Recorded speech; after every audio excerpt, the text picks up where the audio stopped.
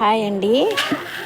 ఇవైతే జొన్నలు, రాయచూరు జొన్నలు అంటారు అక్కడ సైడు, మా అత్తమ్మ వాళ్ళ ఊరు సైడు.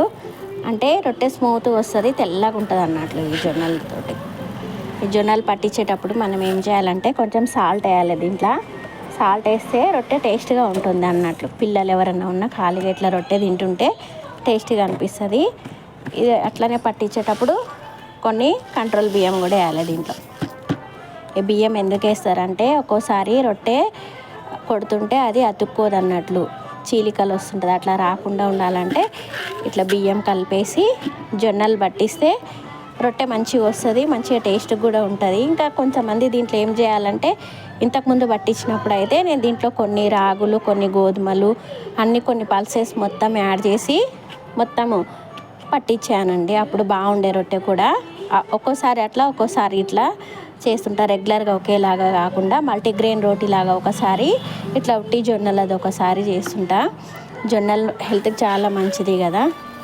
రైస్ ఒక 2 కేజీల బియ్యం, 2 కేజీల జొన్నలకి ఒక 1/2 కిలో రైస్ అయితే సరిపోతుంది. ఒక 2 పిరికిళ్ళ సాల్ట్ వేయాలి. సాల్ట్ వేసి పట్టియాలి. పిండి బాగుంటుంది, రొట్టె కూడా మంచి టేస్ట్గా వస్తుంది. ఇవి రాయచూరు జొన్నలు అండి. రాయచూరు జొన్నలు అంటే తెల్లగా ఉంటుంది. రొట్టె సేమ్ చపాతీ ఎట్లా వస్తుందో సేమ్ అలానే వస్తుంది. టేస్ట్ కూడా బాగుంటుంది. రోటీ రాని వాళ్ళు కూడా రోటీ ఈజీగా చేయవచ్చు అన్నట్టు ఈ జొన్నలతోటి.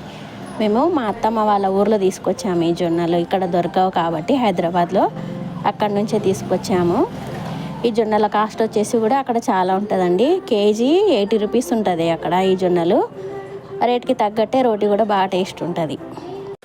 నేను ఈ జొన్నలు ప్లాస్టిక్ బకెట్లో ఎందుకు పట్టిస్తున్నానంటే అండి, ఇంతకుముందు స్టీల్ బకెట్లో పెట్టాను జొన్నలు పట్టించడానికి.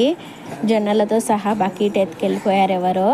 అందుకే నేను అప్పటి నుంచి స్టీల్ బకెట్ పెట్టట్లేదు. ప్లాస్టిక్ బకెట్లో పట్టించేసి ఇంటికి వచ్చిన తర్వాత మళ్ళీ స్టీల్ బకెట్లోకి పిండి మార్చేస్తాను అన్నట్లు.